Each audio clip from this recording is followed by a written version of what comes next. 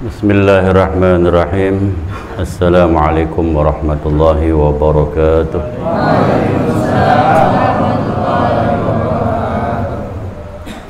Hamdan syukranillah wassalatu wassalamu ala rasulillah wa ala alihi wa sahbihi wa barik wa sallim.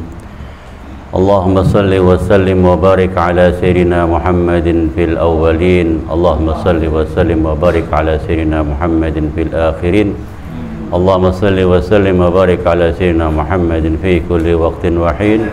Allahumma salli wa sallim wa barik ala sayyidina Muhammadin fil mala'il a'la ila yaumiddin wa ala alihi wa sahbihi wa barik wa sallim. Rabbi israh li sadri wa yassir li amri wa hlul 'uqdatam min lisani yafqahu qawli. Allahumma inna nas'aluka al-futuh wal munuh wa rusuh wa taubatin nasuh wa salahil jasadi war ruh, amma ba'du. Alhamdulillah, kita puji syukur kehadirat Allah Subhanahu wa taala atas segala karunia nikmat yang Allah berikan kepada kita. Yang alhamdulillah pada malam hari ini kita dapat berkumpul kembali dalam rangka silaturahim thalabil ilm. Semoga setiap langkah demi langkah yang kita lakukan dapat menghapus dosa kesalahan kita. Dan tidak lupa wabil khusus buat kedua orang tua kita. Semoga dengan barokah kita membaca sholawat berjamaah. Orang tua kita yang telah pulang ke rahmatullah, Allah ampuni dosa kesalahannya. Allah jadikan kuburnya raudhah min riyadil jannah. Dan orang tua kita yang masih ada, semoga Allah sehatkan jasmani rohaninya. Allah panjangkan umurnya dalam taat ibadah padanya, amin ya rabbal alamin. Dan semoga kita yang hadir semua Allah beri kemudahan di dalam istiqamah, di dalam istiqamah membaca salawat berjamaah dan juga melakukan hal-hal ibadah yang lainnya, amin ya rabbal alamin. Semoga salawat serta salam yang kita baca Allah sampaikan kepada junjungan kita Nabi besar Muhammad sallallahu alaihi wasallam, amin ya rabbal alamin. Tadi sebelum kita mulai kan baca tuh Allahumma salli ya ala sayyidina Muhammadin tibbil qulubi wa dawaiha. Jadi obat hati. Jadi ya Allah ya Tuhanku, sampaikanlah selawat kepada nabiku yang menjadi obat hati. Jadi yang pertama supaya hatinya sembuh. Ya, jadi kalau hatinya selalu ruwet, selalu sumpek, tetap aja penyakit nempel. Jadi lapangin dulu hatinya. Walaupun kerjaan banyak, job banyak, kalau hatinya sumpek sempit, maka kerjaannya pun juga kayak asap. Maksudnya kayak asap apa? Ya hilang begitu aja, kan asap nggak bisa dikantongin. Jadi tidak berbentuk. Makanya lapangkan dulu hatinya. Begitu hati lapang, insya Allah jasmani pun jadi sehat. Maka lapangkan hati kita, insya Allah sehat. Salah satu melapangkan hati diantaranya zikrullah dan juga membaca salawat kepada Nabi kita Muhammad sallallahu alaihi wasallam. Maka Allah Subhanahu wa taala menganjurkan kepada kita, memerintahkan kepada kita, ya ayyuhalladzina amanu dzkurullaha dzikran katsira. Wahai orang-orang yang beriman, zikirlah kepada Allah dengan zikir yang banyak. Zikir bisa dikategorikan mengingat, zikir juga bisa dikategorikan menyebut. Ala bidzikrillahi tatmainnul qulub. Sungguh dengan berzikir hati menjadi lembut. Kalau hatinya lembut, pikirannya tenang. Kalau pikirannya tenang, badannya pun juga sehat. Orang senang belum tentu tenang. Insya Allah tenang, ikut-ikutan senang. Amin ya rabbal alamin. Nah, perbanyak zikir kepada Allah Subhanahu wa ta'ala. Dalam hadis Nabi Muhammad sallallahu alaihi wasallam ini saya ulang lagi supaya tambah kadang manusia kan makhlul khata' wan nisyan. Manusia itu tempatnya salah dan lupa. Ya. Wah, ini saya ulang lagi, mudah-mudahan kalau yang lupa jadi oh iya, ada ini keterangan. Dalam hadis Nabi kita Muhammad sallallahu alaihi wasallam, kalimatani, ada dua kalimat. Habibatani ilar rahman, ini dua kalimat sangat disukai oleh Allah yang Maha Pengasih. Khafifatani 'alal lisan, ini dua kalimat kalau diucapin sangat enteng di lidah. Sakilatani fil mizan, tapi kalau ditimbang di timbangan pahala mizan penuh berat. Apa dua kalimat ini? Yaitu subhanallah wa bihamdihi subhanallahil azim. Ayat yang tadi saya baca terusannya apa? Wasabbihuhu bukratan wa asila. Ayat yang tadi pertama saya baca, ya ayyuhalladzina amanu dzkurullaha dzikran katsiran wasabbihuhu bukratan wa asila. Wahai orang yang beriman, zikirlah kepada Allah, ingat nyebut-nyebut Allah yang banyak dan bertasbihlah kepada Allah Subhanahu wa taala baik di waktu pagi dan petang. Tadi hadis yang saya bacakan itu tasbih. Maka siapa yang baca tasbih habis sholat asar mi'ata marrah 100 kali, subhanallah wa bihamdihi subhanallah wa bihamdihi subhanallah wa bihamdihi subhanallah wa bihamdihi 100 kali, maka insya Allah sial pada dirinya pergi. Amalin habis sholat 100 kali. Ya, apa tadi bacaannya?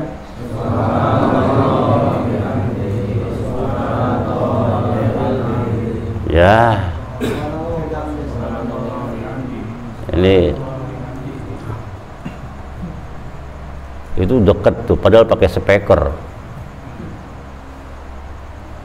Siapa yang baca subhanallah wa bihamdihi subhanallah wa bihamdihi subhanallah wa bihamdihi, kalau udang salah lagi saya tombak nih. Wah, udah pakai speaker kencang masa gak denger juga. Subhanallah wa bihamdihi subhanallah wa bihamdihi subhanallah wa bihamdihi 100 kah?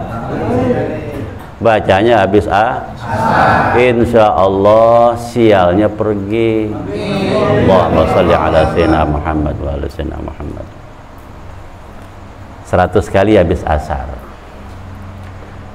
Siapa yang baca subhanallah wa bihamdihi subhanallahil azim subhanallah wa bihamdihi subhanallahil azim subhanallah wa bihamdihi subhanallahil azim mi'ata marrah 100 kali habis salat maghrib, insya Allah itu orang selalu menjadi orang yang beruntung.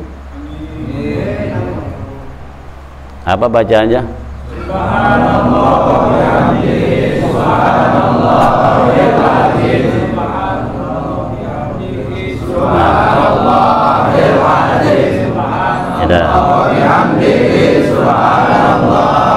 azim cukup ya. Jadi baca itu 100 kali habis sholat, insya Allah jadi orang beruntung. Cuman kita jangan mikirnya materi terus. Keberuntungan banyak. Kadang rumah tangga tentram itu beruntung, badan kita sehat itu pun beruntung, anak kita selamat dari narkoba itu pun juga beruntung. Jadi beruntung itu banyak, jangan selalu dimaterikan ya. Jadi lebih ada lagi yang lebih berharga. Kita selamat, anak selamat, istri selamat, pada ibadah itu juga beruntung. Itu keberuntungan yang tiada nilainya. Dah asar 100, maghrib 100, Subhanallah wa bihamdihi subhanallahil azim astaghfirullah mi'ata marrah, 100 kali baca setelah azan subuh, setelah sholat sunnah fajar atau sebelum sholat subuh, baca 100 kali, maka hutang segede gunung apapun Allah lunaskan. Amin. Dan Allah izinkan dunia merangkak pada orang yang bisa istiqomah baca subhanallah wa bihamdihi subhanallahil azim astaghfirullah 100 kali sebelum sholat subuh, setelah sholat sunnah fajar, maka dunia Allah jadikan merangkak bagi orang tersebut. Nah, ini resep mahal. Kalau Allah kasih izin untuk baca, insya Allah mudah. Karena nggak ada yang bisa lidah bergerak, lidah kita semua termasuk saya, kecuali dapat izin dari Allah. Maka kalau sudah bisa berzikir, jangan nganggap dirinya sudah berzikir, karena itu Allah yang gerakkan. Minggu lalu saya cerita berkisah tentang Ajazil, nama lain sebelum jadi iblis. Ajazil berzikrullah, zikir kepada Allah ribuan tahun, sehingga darajatnya naik sampai ke langit 7. Begitu dia naik ke posisi tinggi, dia merasa itu perbuatan dirinya. Dia merasa dia yang berbuat. Padahal semua itu atas izin Allah Subhanahu wa ta'ala. Begitupun kita dapat datang pada malam hari ini. Jangan merasa kita sudah berupaya datang bahwa diri kita sendiri yang bisa mendatangkan kita ke sini. Tidak. Diri kita semua nih satu, semuanya satu persatu. Itu Allah yang kasih kehendak. Bisa datang bersama di sini membaca sholawat, itu Allah yang kasih izin. Kan dari jauh-jauh datang, itu Allah yang kasih izin. Walaupun sejengkal, walaupun depan mata, walaupun samping kanan kiri, Allah nggak kasih izin, nggak akan bisa masuk dan nggak akan bisa melangkah.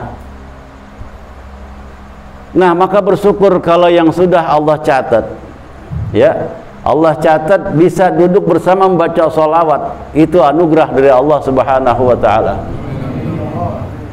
Kalau kita mau tahu kapan Allah ingat sama kita, kapan Allah nyebut nama kita, maka Allah berfirman, fadhkuruni adzkurkum, maka ingatlah kalian padaku, niscaya aku akan ingat engkau. Jadi kalau saat ini kita menyebut-nyebut nama Allah, nyebut-nyebut nama Rasulullah, berarti sekarang kita sedang disebut Allah Subhanahu wa ta'ala di hadapan para makhluk-makhluk, malaikat-malaikatnya. Karena fadhkuruni, zikirlah padaku, ingatlah padaku, maknanya sebutlah aku. Fadhkuruni adzkurkum, kalau kau sebut aku, ku sebut engkau. Maka kalau kita pengen tahu Allah nyebut kita atau tidak, pulang dari sini lihat. Pulang dari sini kita banyakkan ingat sama Allah atau tidak. Pulang dari sini banyak zikrullah atau tidak. Jadi kita bisa tahu, biar punya kesadaran diri. Di saat kita lengah hati kita, langsung istighfar kembali kepada Allah Subhanahu wa ta'ala. Ya Allah, Allah nggak akan lupa, karena nggak ada sifat Allah lupa. Yang lupa kita. Allah nggak mau nyebut kita kalau kita nggak mau nyebut Allah Subhanahu, bukan Allah lupa. Maka kalau kita pengen selalu disebut, selalu dipantau, maka selalu sering-sering ingat pada Allah Subhanahu wa ta'ala. Setelah itu apa? Fadhkuruni ashkurkum washkuruli wa la takfurun. Kau ingat padaku, aku ingat pada engkau. Jangan lupa bersyukurlah padaku. Jangan ingkar. Kalau bersyukur insya Allah Allah tambah. Tapi kalau ingkar, ajab Allah sangat pedih. La in syakartum la azidannakum. Siapa yang bersyukur niscaya ku tambah. Wala in kafartum inna azabi lasyadid. Coba-coba kau ingkar padaku, ajabku sangat pedih. Kita di antara kita semua, kita kurang menyadari bahwa ada nikmat yang sangat besar nempel di kehidupan kita, yaitu nikmat iman wal Islam. Itu yang kita lupa. Itu nikmat yang tiada tara. Itu tiket buat masuk ke surganya Allah. Nikmat iman wal Islam. Itu kita jarang syukuri. Coba dah, jarang kita menyukuri nikmat itu aja, kita jarang banget mensyukuri. Nikmat iman wal Islam. Dan satu lagi yang paling tinggi, nikmat menjadi umatnya Nabi Muhammad sallallahu alaihi wasallam. Karena pintu surga nggak akan dibuka oleh Allah sebelum umatnya Nabi Muhammad masuk duluan. Makanya kita harus bersyukur, alhamdulillah. Bersyukur alhamdulillah jadi umat Islam kita, terus jadi umatnya Nabi Muhammad sallallahu alaihi wasallam. Nah, mudah-mudahan Allah tambahkan iman Islam kita, Allah kuatkan iman Islam kita, dan Allah tambahkan cinta kita kepada Nabi Muhammad sallallahu alaihi wasallam. Banyak-banyak bersyukur, karena kalau tidak bersyukur, yang tadi saya bilang, azab akan datang. Contoh, jangan pernah kita nyalahkan orang. Allah kasih kita rezeki luas, ya. Allah kasih kita rezeki luas. Kan di antara kita ada yang Allah kasih kaya, berlimpah, tapi kalau dia lupa zakatnya, dia lupa sedekahnya, terus menerus seperti itu, maka niscaya akan Allah tegur. Karena semua punya Allah, karena semua milik Allah. Kapan Allah mau tambah bisa, karena Allah Maha Kuasa. Kapan Allah mau ambil pun bisa, karena memang yang punya Allah. Maka orang kalau yang lalai itu biasanya ditegur sama Allah Subhanahu wa taala. Maka jangan pernah nyalahin yang lainnya. Ada orang yang tadinya hartanya berlimpah, begitu dia lupa zakat, dia lupa sedekah, Allah kirim penyakit yang akhirnya habis hartanya buat ngobatin penyakit. Maka kita bersyukur, alhamdulillah kita sehat walafiat. Terus ada yang lupa kewajiban dia zakatnya, sedekahnya, ternyata sakit enggak, dirampok, sakit tidak, rampok tidak, ditipu orang, ya, sakit tidak, dirampok tidak, ditipu tidak, diutangin orang nggak dibayar. Karena itu Allah punya cara berbagai macam untuk ngambil memang titipannya. Maka sadar kita nggak punya apa-apa, karena Allah yang titip. Akan semuanya inna lillahi wa inna ilaihi raji'un, akan kembali semua kepada Allah Subhanahu wa ta'ala. Ya, yang hilang, bersyukur kita kepada Allah. Insya Allah ada hikmahnya semua. Karena Allah yang punya kuasa nambah, ngurangin, ngambil, karena itu titipan dari Allah Subhanahu wa ta'ala. Maka kondisi apapun yang sedang kita alami, jangan pernah nyalahkan siapapun. Nabi Adam, karena kisah masih sambungan minggu lalu, Nabi Adam diusir dari sorga, ya. Bukan hanya Nabi Adam, istrinya pun juga diusir. Kalau model-model ini kan bukan diusir, emang belum bayar kontrakan. Yang punya kontrakan ngusir. Nabi Adam diusir dari sorga, Siti Hawa diusir dari sorga. Siti Hawa jatuh ke Jeddah, Nabi Adam jatuh ke India. Bukan 10-20 tahun Nabi Adam istighfar, Rabbana zalamna anfusana wa illam taghfir lana wa tarhamna lanakunanna minal khasirin. Minta ampun sama Allah. Lihat Nabi Adam. Kalau dalam kisah penyebab Nabi Adam keluar dari sorga, penyebabnya apa? Godaan Ajazil. Tapi lihat bapak kita itu Nabi Adam, begitu diusir dia nggak ngomong, ya Allah, ini bukan salah saya, ini salah iblis. Enggak, Nabi Adam nggak mau nyalahin yang lain. Maka Nabi Adam nyalahin dirinya, Rabbana, wahai Tuhan kami, zalamna, kami sudah berbuat zalim. Jadi Nabi Adam nggak mau nyalahin si Ajazil, nggak mau nyalahin iblis, disalahin dirinya karena dirinya sudah berbuat zalim. Maka kondisi yang sekarang kita hadapi, jangan pernah nyalahin siapapun. Tapi sebaliknya, begitu iblis diusir sama Allah dari surga, maka sebaliknya daripada Nabi Adam, ya Allah, aku dendam kepada turunan Nabi Adam semua, anak-anak cucunya, karena sebab dia aku keluar dari surga. Lihat, nyalahin siapa? Itulah orang sombong, karena iblis sombong. Padahal udah buat salah, dengan sombongnya dia nggak ngaku punya salah. Dia diusir dari surga karena kesombongannya. Tapi begitu diusir, ya Allah, akan saya balas Adam dan keturunannya, akan ku ajak masuk semua ke neraka. Tuh lihat, iblis nyalahin Nabi Adam, tapi Nabi Adam nyalahin dirinya.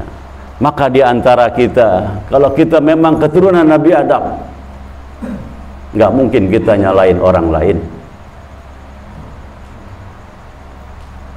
Kalau memang kita keturunan Nabi, sebaliknya, kalau di antara kita ini kita nyalahin yang lainnya, maka bisa jadi Anda keturunan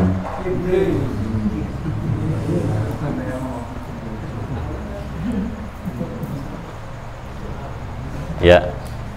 Jadi mau pilih yang mana? Kalau gitu jangan pernah nyalahin orang lain, salahin diri sendiri. Kondisi yang kita hadapi sekarang, salahin diri kita sendiri. Ambil pelajaran yang ada, seperti itu, ya. Jadi begitu Nabi Adam luas hatinya menjalani hukuman yang Allah beri, Nabi Adam sadar bahwa hukuman ini adalah perbuatan salah dirinya. Maka doanya, Rabbana zalamna anfusana wa illam taghfir lana wa tarhamna lanakunanna minal khasirin. Sekarang kita harus muhasabah, introspeksi diri kita yang kita alami saat ini atau yang sedang kita rasakan. Itu balik lagi kepada diri kita semua, karena Allah Maha Pengasih, ya, Allah Maha Penyayang. Cuman kitanya yang dikasih, yang disayang tidak mau nggak mau nurut. Akhirnya begitu Nabi Adam sadar, kan alhamdulillah berjumpa lagi dengan istrinya, gitu ya. Itu karena pisahnya dengan sebuah sedikit kesalahan. Nah, mudah-mudahan ada hikmahnya buat kita semua.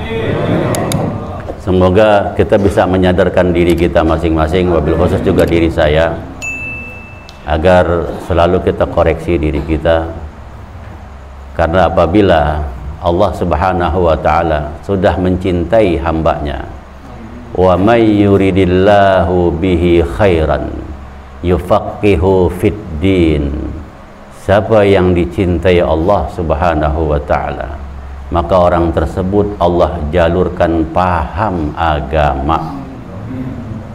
Maksudnya paham agama ini orang apa?